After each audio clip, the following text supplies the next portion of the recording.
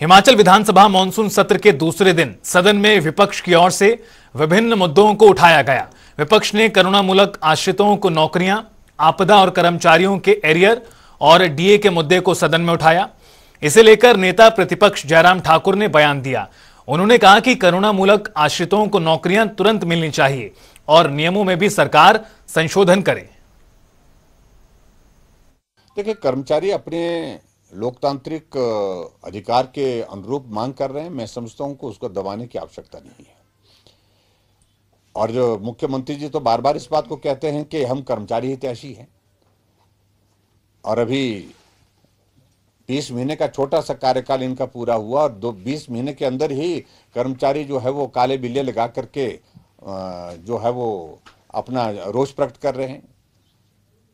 सचिवालय के कर्मचारी, वहाँ के जितने भी जो उनके यूनियन के जो पदाधिकारी हैं, वो सब लोग जो है वो मांग कर रहे हैं कि जो कर्मचारियों के जो जेन्युइन इश्यूज हैं उनको सुनने के लिए भी अब मुख्यमंत्री तैयार नहीं है।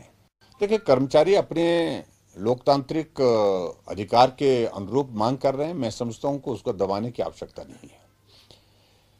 और जो मुख्यमंत्री जी तो बार बार इस बात को कहते हैं कि हम कर्मचारी हितैषी हैं, और अभी 20 महीने का छोटा सा कार्यकाल इनका पूरा हुआ और 20 महीने के अंदर ही कर्मचारी जो है वो काले बिल्ले लगा करके जो है वो अपना रोष प्रकट कर रहे हैं।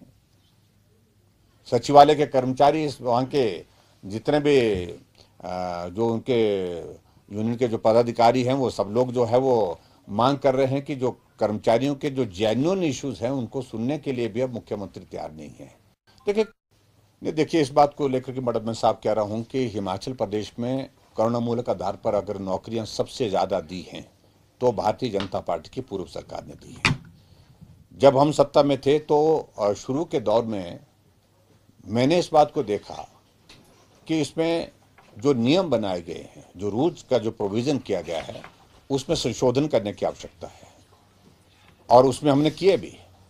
पहले तो नियम यह था कि 50 साल तक कोई आदमी, किसी की अगर कर्मचारी की अगर मृत्यु होती तो उसके परिवार को नौकरी की पात्रता रहती थी, लेकिन 50 वर्ष के बाद कोई मर जाता तो उसकी पात्रता ही समाप्त हो जाती थी। तो वो बहुत दुर्भाग्यपूर्ण था। मैंने कहा कि ये तो अमानवीय सोच है एक तरह की।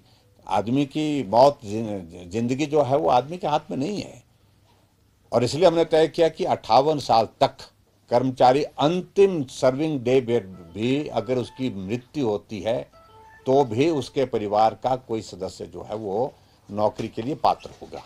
ये किया।